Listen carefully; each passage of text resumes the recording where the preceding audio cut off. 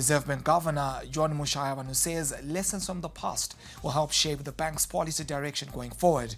He was speaking at a stakeholders meeting in Bulawayo earlier today to unpack the monetary policy statement. The governor said it will be critical to manage growth in monetary supply if the recently introduced ZiG currency is to be a success. If printing money could make nations prosperous, there would be no poor nation. But we have learned our lesson. At one time, were talking of trillions of dollars as banknotes. And again, we were heading in that direction. And so we needed to come up with a policy that addressed that issue. Then there was also the issue of reserves. For a currency to be worth its value, it has to be backed by reserves. Our reserves have been seriously depleted. Look at the amount of money in circulation versus the reserves that we had. It was only a tiny fraction. And hence, our currency was in free fall because it didn't have the necessary support. So, we then came up with the objective to say, given that, what is it that we want?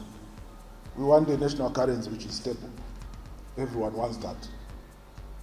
You want to see the price of bread being 13 ZiG in January and 13 ZiG in December. That's what everyone wants so that they can budget.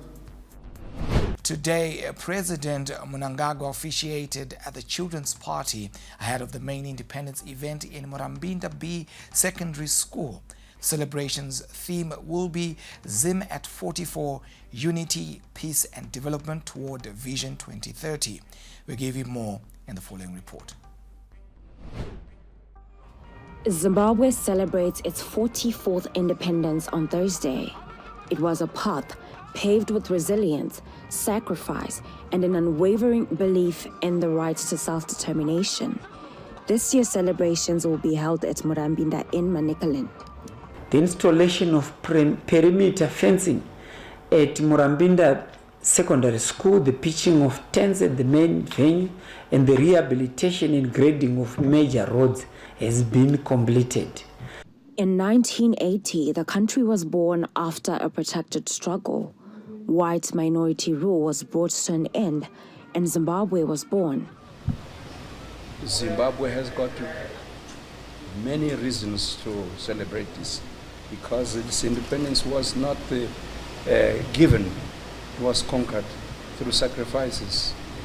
And the people of Zimbabwe had nothing in their hands because the colonialists and the racist regime has taken everything from land and the other wealth of the people. Now, the city of Harare has threatened taking legal action against residents and organizations who have defaulted on settling their debts.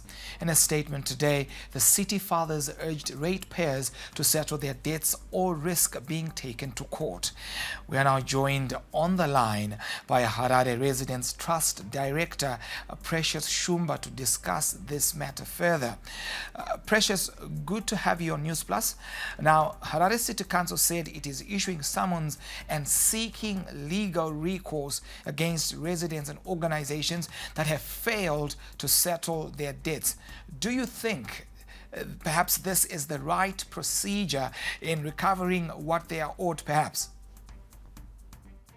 Sending summons or sending letters of demands to residents without rectifying this issue will backfire on them, because as Harare Residents Trust, we will massively mobilize residents to confront the council, and when they begin that process, we will be urging residents not to pay until the council has put in place a functional billing system. For now, we urge residents to pay between $10 and $20 every month without fail, and keep their receipts, because the council is being irresponsible. The accounting officer and his management must be serious in addressing this issue of giving residents a billing system that is transparent, that is accountable.